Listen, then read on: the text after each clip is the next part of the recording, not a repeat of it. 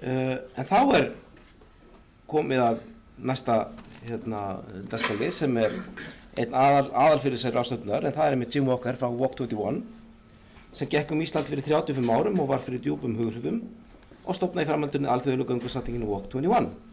Walk21 leggja áherslu á gott flæði fyrir gangandi vegfarendur í borgum heimsins. Gjörðu svo vel. Please welcome to the stage Jim Walker.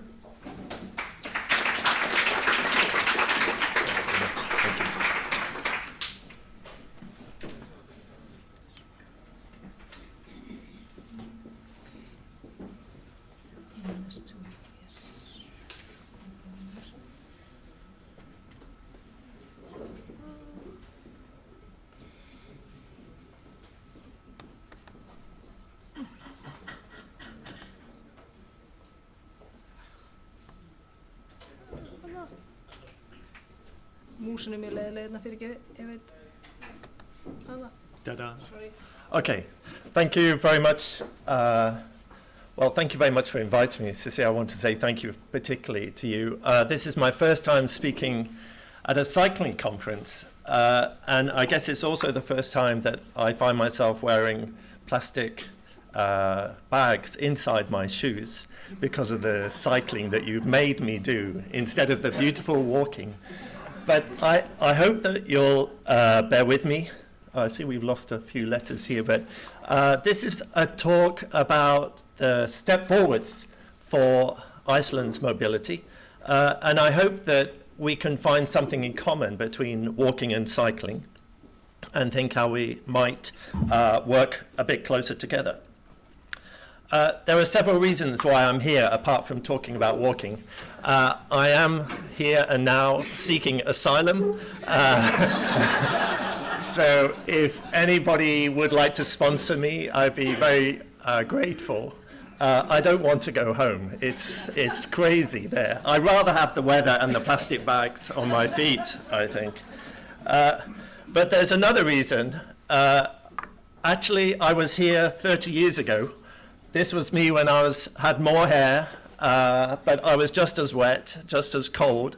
I took the first boat here from England up into Seyðisfjörður, and I walked around the whole of Iceland, and I took the last boat out. I did it when I was 21 years old.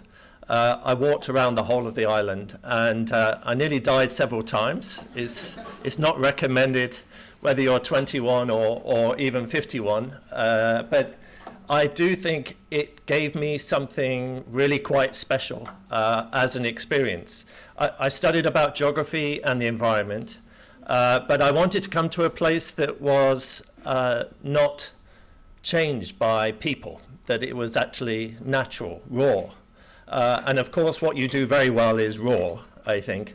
And I found it very formative for me. Just doing that walk for 3 months, I didn't meet that many people, but the people I did meet, they gave me bakadabina, I remember, very pleased to eat the baked beans and to move around the country feeling incredibly welcome. And I think it was very formative for me to realize that actually there's something that you do in the pace of one foot in front of the other, where you don't just feel better, but there is something in that rhythm. And I think it's that rhythm that we feel when we're cycling or when we're walking, that actually we're trying to share with other people. And that rhythm, when it gets interrupted by intersections, cross people, angry people, traffic lights in the wrong place, you know, we get annoyed. I understand that. But I'm going to share with you our feelings after 20 more years, having thought when I was here last time that this was going to help define my life, about recognizing this, the equity you feel in walking, the at one that you can feel with the environment, that I felt this is something that I'm coming back now 30 years later and tell you what I've done with my life since coming here last time.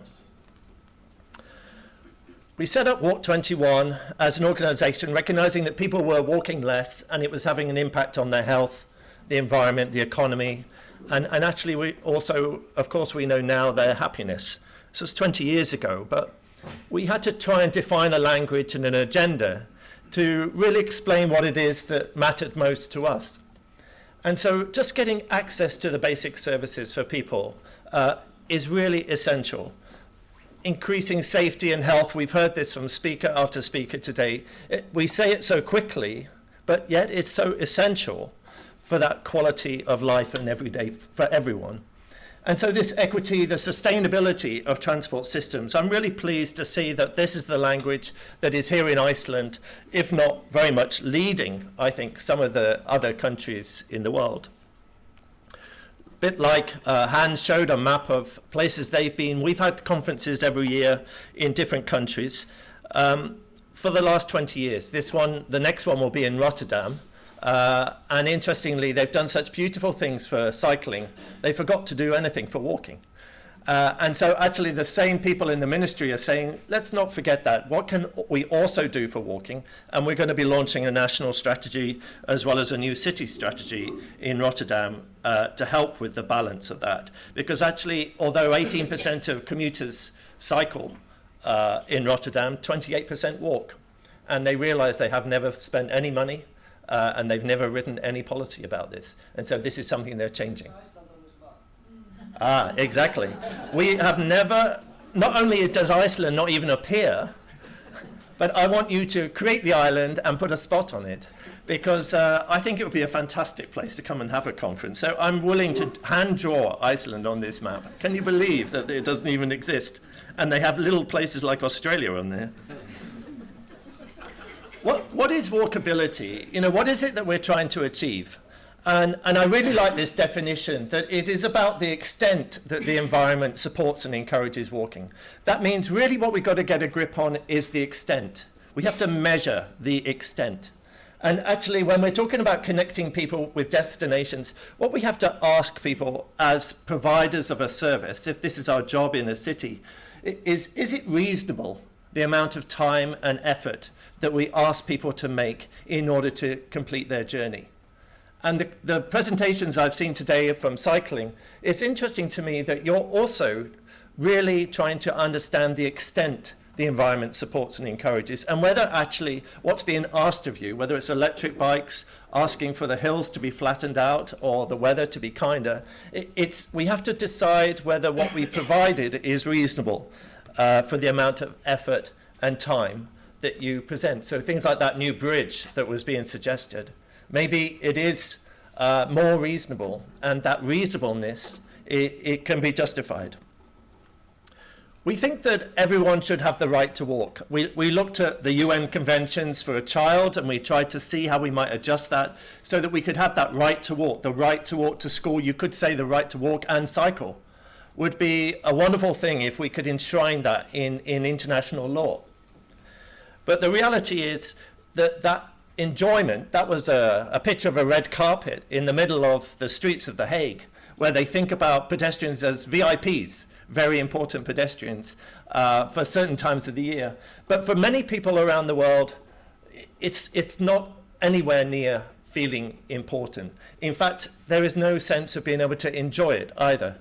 And I think something we have to always remember when we get stuck or into the detail of the engineering designs, the plan of where the routes must go, is that what we must design in, wherever possible, is some joy. You know, we saw it on one of the slides this morning from Hans, I think, saying that joy is the motivation, joy is the thing that people feel most, and joy is the thing we should be celebrating when we get things right. And this slide comes from Asia. It was actually a study done by the Asia Development Bank. And I would really love to ask the same question here in Iceland. I'd like to ask it in all regions of the world. What it asked people was, if you had a choice, if we don't invest in the quality of the public realm, in the quality of the footpaths, the sidewalks, the crossings, if we don't look after you better, what will you do? And they said, 81% of people said, as soon as I can afford to, I'm going to change my mode. Now, some of these are positive things for you. 20% of Asian pedestrians would love to bicycle, but actually there's a huge amount want to motorize as well. And I think when you put this across, this is just some, I think this is 20 cities in Asia. But if we do this across Africa, we do it across Europe, you know, this need to motorize, I think what we start to appreciate, and something that we haven't really measured before, is the value of mode retention. Not mode shift, because everybody wants to get someone out of their car. But actually keeping people walking and cycling now is just as valuable. And we need to put a value on this. And what we've noticed around the world is that actually, although we don't do very many long trips, probably about 7% of our trips are over 30 kilometers. And we've heard today how so many of them are short, actually. But when you look at the resources that people put into it all over the world, the expertise, the support, the policy, the staff, and the data, let's remember that very often, unless we measure it, it doesn't count. But if we have this is very, very short. We know a lot about long distance journeys and very little about the short ones. We don't spend much money on these short trips, even though they are the things that we do all the time. And so this is the challenge that we find, is that potentially a little bit like cycling, we become invisible.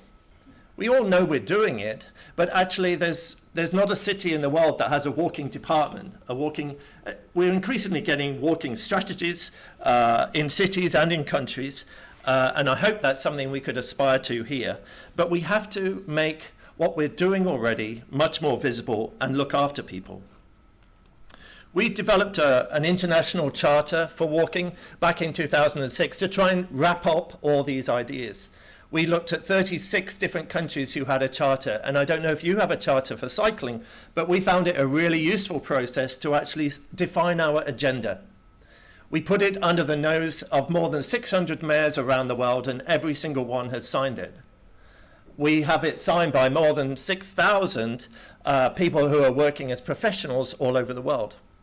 It creates an agenda and says this is what it's about. And I want to share with you what those 8 things on that agenda are, because actually what we found around the world is some people are doing 1 or 2 of these 8 things, but if you do all 8, you have a walkable city.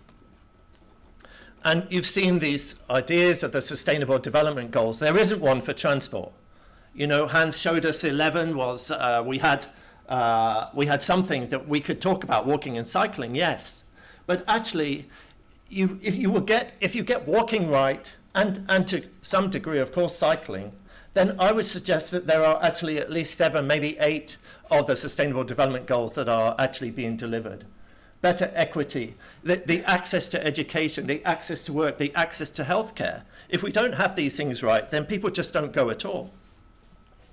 And so principle number 1 is about increased inclusive mobility. And when I look at your statistics here in Iceland, as I see, this is some data I just found, but you know, you are an aging population, maybe not as fast as some countries, but people don't die here. They seem to just go on and on. You have one of the highest levels of life expectancy. And much as I congratulate you for that, I hope it's outdoors that you're enjoying that old age and that you are active because of it. But let's think also, when we talk about equity, about poverty. Last figures I saw for Iceland was there's about 6,000 children living below the poverty line. That's actually not too bad. And when we make this presentation in many countries, you can imagine the statistics much higher. But you're not the best. It's not done. And the reason why I particularly pick up about children and about poorer people is that women, children, poor people, disabled, the elderly, they all walk more than anyone else. And we have to get to grips on this idea that walking for choice or walking for necessity is 2 different things. And it is interesting to me when we think about cycling, you categorize sport people, recreational people, transport people. But actually, let's think about the people who have to take this form of transport, not necessarily by choice, and let's make sure that we put equity into the system. Principle 2, as I say, some people think about inclusion. They might have design standards for inclusion, but actually designing managed spaces and places for people makes a lot of sense too. This, of course, is a beautiful couple kissing on a bench. And in many cities, they actually measure the numbers of people who are kissing more than the numbers of people who are walking or cycling, because actually 50% of the time you spend walking is actually spent sitting. It's actually not necessarily the movement. So this isn't all about movement, it's about quality of experience. And when people choose to stop, to talk, to catch each other's eyes, to smile at each other, you know, when I walk down your streets, people do look at me in the eye. You know, they do smile. They do say hello or hey or whatever. I don't get that in every country, and this is a good sign. But when I talk about public space here, I do realize I was only here for a few hours, and thank you to my host, I was taken to your public spaces, or one of your public spaces, into the pool, and I realized where everybody was. They weren't on the streets. People kept saying to me, take pictures of people walking on the streets, and I said, they're all in the swimming pool. This is your public space. And I'm not surprised when you think, well, you've designed it beautifully, you know, how much more beautiful could it be? But even in your parks, you know, I found this lovely little park not far from where I'm staying, which was dedicated to women. I think this is a famous house. Some benches, a little statue, some art, some trees. I can't believe there aren't people sitting on there kissing. And I see these streets, you know, you're thinking about it, you're doing things. Is this true? Do you really heat underneath the footpath to make the pedestrians so looked after? Can I just say thank you on behalf of the global community? So many places would love to see this level of quality. I just was in Canada last week, talking in the city of Edmonton, and the hardest thing to do is to get them to snowplow the footpath before the road.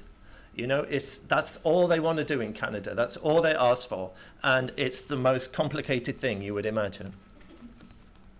And I wanted to say congratulations to the car-free movement, which I know is more than 10 years old. And on Sunday, I'm really excited to be part of this thing where we're going to not stop the traffic or close the streets, but we're actually opening the streets and getting people back on them. But I see some real changes here over the last 30 years, you know, that I think many of you are responsible for. And even in Akureyri, I see that people are taking their armchairs into the streets. How perfect is this? Is it because the municipality doesn't put benches in enough?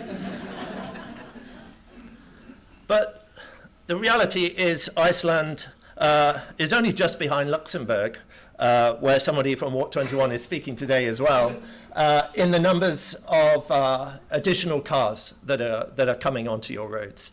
And so much as these sort of people are bringing their armchairs, they're going to be fighting for that space, for also parking their cars. And with that comes the impact, which are data that I'm sure you've seen, that 50% increase in greenhouse gases over the last few years. And this is something that we have to get a grip on. The whole world, I think, was really moved when you put this sign up the other day. And I think you did something quite extraordinary, because you recognized something very local that had an international impact. The only study about walking in the world that was done actually in Bogota, Colombia a few years ago, that said if we could get mode share, and I don't even know your mode share here because I don't think you measure the walking mode share at the moment, but if you got 20% to 25%, this is how much carbon we would save. Wouldn't it be great to get that sort of figure here and actually embed it into how many more years of glacier, or how much more ice we might keep? Principle 3 is about the improved integration of networks. And I'm sorry, but I was really quite disappointed when I got off the bus. You know, this is not untypical of many places. I was just in Lagos a few weeks ago in Nigeria, and the World Bank funded a brand new bus station, BRT. It was beautiful. But they paid for the bus station not to get people into it. They get over 1 million people in and out of it every day, but it's 6 lanes of highway all the way around, because the design was for the bus station, not for the people to get in or out of it. And it's a serious problem. When I came here, I thought, well, how do I walk? I was picked up, but this is your experience. This is welcome to Reykjavik city centre. Do you know how to get to the city centre from here? There's not one map. There's nothing.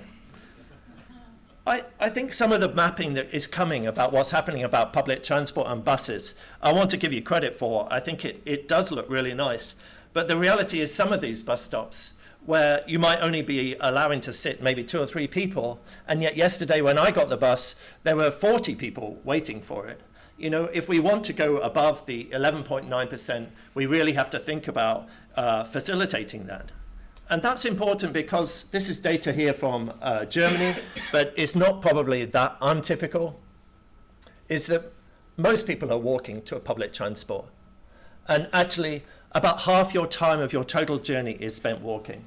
But the thing that matters most is that people aren't sitting there telling you, oh, the Wi-Fi was lousy on the bus, or the bus was 3 minutes late.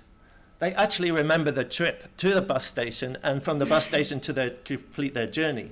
And so actually getting that walkability right, I think really makes a lot of sense to improve public transport as well as to think about walkability. And so when I think about some places like this one, sponsored by IKEA, where we went last night and had a wonderful dinner, I thought, don't just give me meatballs, give me sofas in the bus stops. Wouldn't that be fantastic? Principle 4, I said there's 8, so just bear with me as I rattle through these, but it's about land use and spatial planning. And great to hear from your Prime Minister about how we know that improving density and making land use attractive is so critical. It was great to see some of these home zones just in the middle of town. You know, I didn't see any children playing. It was pouring with rain. Where were those children playing? But they did exist, and they felt like quiet places right in the middle of your city where people feel relaxed enough to know that the balance for people is there. Full credit for that. And we know that this impact of where we have footfall, we have dwell, and where we have dwell, we have spend, that impact is exactly how we can keep people on the high street.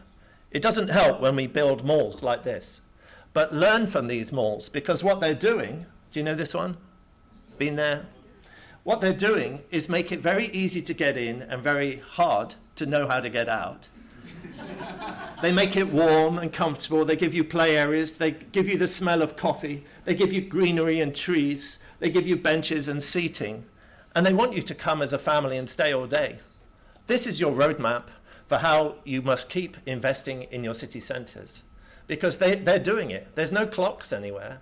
And in fact, in a high street in the UK, they took all the clocks out, they took all the signs away in order to disorientate people, just like they do in the mall, to keep people in the high street. It's like a reverse psychology. You think we need signage, we need to tell people where everything is. But they said, no, we don't want anybody to go anywhere. Once you've arrived, you're here. We're not losing you. And interesting that in January, I was in Santiago de Chile. And in that capital, they don't have any money. Okay, totally opposite of you. You have all the money. But they decided that actually Santander, the people who own the bank, they said, we love our customers, but as soon as they come out of their shop, they feel threatened. They feel they're not looked after. So they painted the streets Santander red. They put Santander chairs, Santander balls, red balls in the air.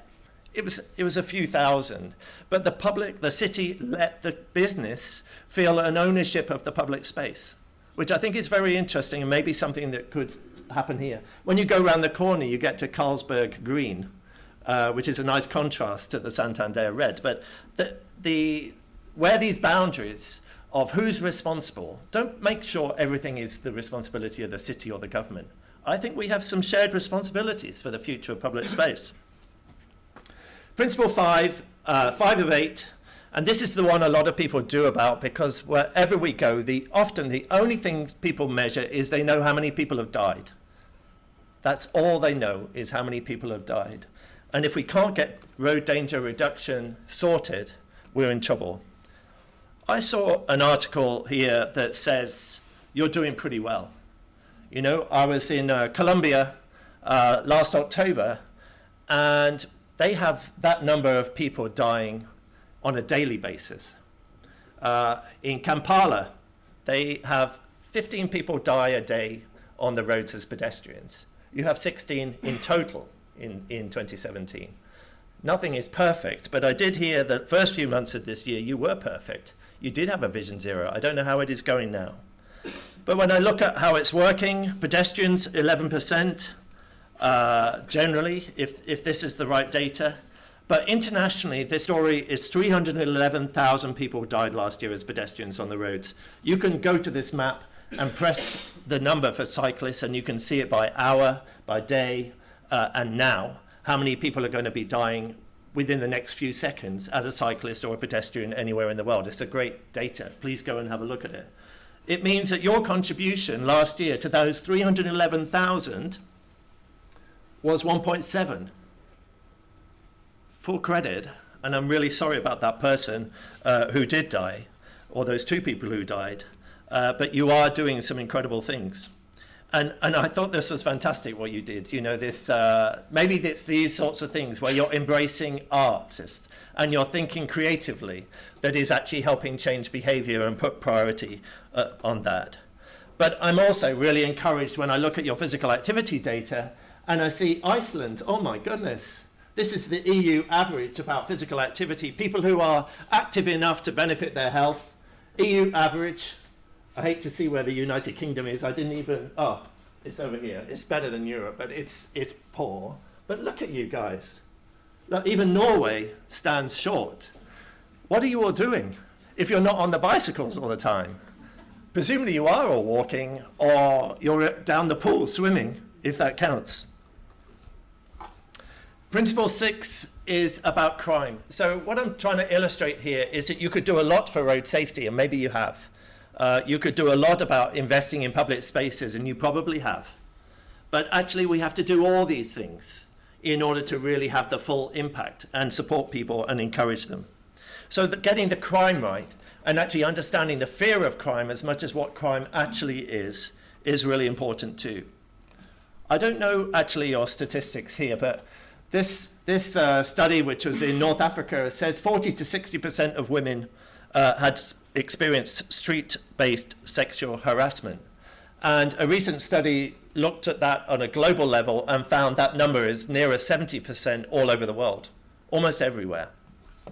When I looked at, people often talk about how does that impact on environment? How do we make women feel safer? And I think it's a great indicator of a successful place if we could measure actually whether women are going out at all, and actually that fear of harassment or crime as well.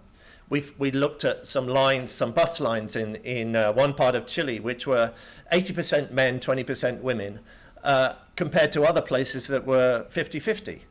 And women said they just didn't even go to work, they didn't even try and get a job and use those bus services because of the harassment factor.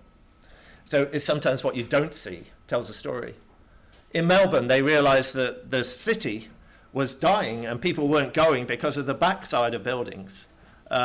Interestingly, that in some of your backside of buildings, you've been putting in those home zones, so much more positive. But even here down Reykjavik High Street, beautiful artwork. The moment you think you see a dark corner or an alley that might not be going anywhere, you've painted it.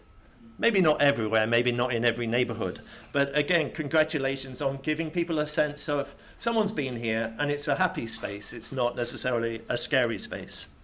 And according to one statistics, the Global Peace Index, Iceland, yet again, this is getting boring. You're top, the safest place in the world, according to this year's study. And you beat New Zealand. My goodness, when I went to New Zealand, there was literally on the front page how somebody had had a car radio stolen from their car on the front page of the New Zealand Morning Herald. And I thought, oh, this is the place I want to live. And you're better than that. Principle 7 is about supportive authorities. And I guess this conference, in many ways, is about raising the standards, demonstrating the professionalism, understanding what the agenda is, and making it clear that we're here to be in partnership. The community, the city, the politicians. You know, this has to be a triangle. And quite often, if we can invite the university as well, then that square can make real change in places wherever they go. And I really like the fact that when I looked, yes, I've been a bit of a nerd here, but I looked at your act, your Transport Act, and under Article 41, Processes of the Matter, Act number 59/2013, I'm sure you've all read it, but there was a beautiful language in here, and I know we're about to meet the new chief executive, I think, of this organization, look, this is what they have to do. Safe and sustainable, accessible and economical, and also with a social and environmental impact. This is their headline aim of what that organization is doing. And when you look at their organizational chart and how they spend their money, it's on maritime and air and roads, okay? And I'm really fascinated to meet this new person. If anyone's here from that department, don't worry, I'll be going soon. But I want to remind us that the language is in here, okay? And I don't know how the culture works, but I'm really excited to imagine that we might actually underpin this with some new measurements and underpin this with some new budgets and with some staff and resources. So that pyramid we just saw, maybe it flips with this new leadership. And when I walked around Iceland, I just got a few more slides, but you know, I was really pleased to see the 3 green men standing outside this parliamentary building. 1 moving, 2 just looking very wet, but very green all the same. But a statue of a woman. Not every city has any of these at all, but outside your parliament was really, again, a demonstration of a city that thinks about equity. Painting on the streets, but flowers, even whatever the weather, you know, you're investing in that public realm, making it feel nice. And kids walking through the streets. We had this argument about high vis any more than helmets, you know, it is what it is, but they're out. You know, don't tell me that Icelanders don't go out because of the weather. These kids, they weren't being dragged. They were actually quite happy. They were so skipping and singing, and I thought, that's what Iceland's all about. So how do we get that right? We have to invest in the destination priority areas. Same for cycling. It's absolutely true. You know, if we can get the public transport hubs right for cycling and walking, we've done a lot for the city. If we can get the 500 meters around every school, good for walking and cycling, we've done a huge amount for children. But healthcare facilities, retail areas, you've done some of those, sport and leisure places, employment zones. If we get the 500 meters around all of those right in the whole of Iceland, you won't be far off, not just a network, but actually a real permeable place. Some of your retail areas, you know, where are those people? I was pretty early in the morning, to be fair. I had jet lag. But you've seen, I've mentioned about this, it's not that great so far.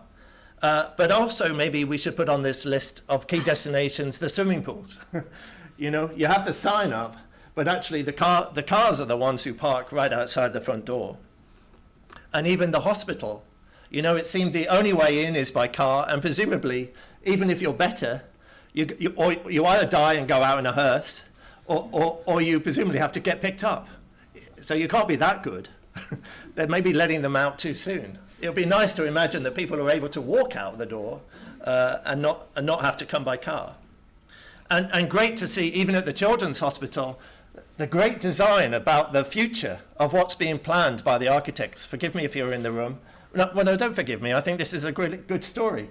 It's always pictures of walking and cycling. Did you see? On all the pictures of how they want this utopia with their design and why they won the award. This is how it's going to be. Everyone's going to be fine. And then I look at where the sign is, and it was full of cars and signs up saying, please don't smoke near the door. But there were like lines and lines of cars. And I thought, this is what the children want. And when I was in Munich, they actually put the hospital in the center of town, not far from like you have it, but they made it a car-free zone because they realized people got better quicker without the traffic there. And when they woke up to the sound of the singing birds and they could see the trees and go for a little walk in a traffic-free place, they got better quicker, they saved money. So of course they took the cars out. And the last point is about this culture of walking. And we've heard some great talks, I think, today already about how this culture is happening. I don't know whether I believe this Elvis Metallica guy is the one who's going to change that culture. But when I see that there are stories being told to children in school, apparently by the time you're 8, you will have had 3 stories read to you or 3 books given to you about road safety. Now, I think that's a good start. And I hope this Metallica shirt and the red hat might be the future that we're all aspiring to. But I think there has to be more. Is he here? Or are you responsible for it? I'm just pointing out it's actually Metallica. Ah, Metallica. Thank you. Okay, Metallica. I don't know how the impact is, but I think it's great that people are thinking about it and that they're trying to have that impact. What does Iceland need most? I don't know. But when we visit around the world, this is our starting point. This is our list. This is our shopping list of things that we think you should be thinking about, and ideally thinking systematically about to try and get as much right as possible. And I don't think it's such a different list for cycling as it might be for walking. So I hope we can stay friends on this and think about how this might be in the future. And if I had to give you just 3 things that I think might help, and this is the last time I was here, I was so cold, so cold. And you can see it in my eyes here that they're as blue as the ice in the waterfall. And I'm told we're going back tomorrow. I hope I dry off before I go. Why not sign the charter? You know, I just had a quick chat with your Prime Minister. She seems fantastic to me. You know, why don't we ask her to sign it? Who wouldn't want to be able to let your children walk to school, to let people, older people, enjoy the public space? Who wouldn't want a healthy, happy community? Let's sign this thing. And if you have one for cycling, let's get that signed too. Let's also then map where there are deficiencies. We can get stuck in thinking about networks, design, arguments about all sorts of details.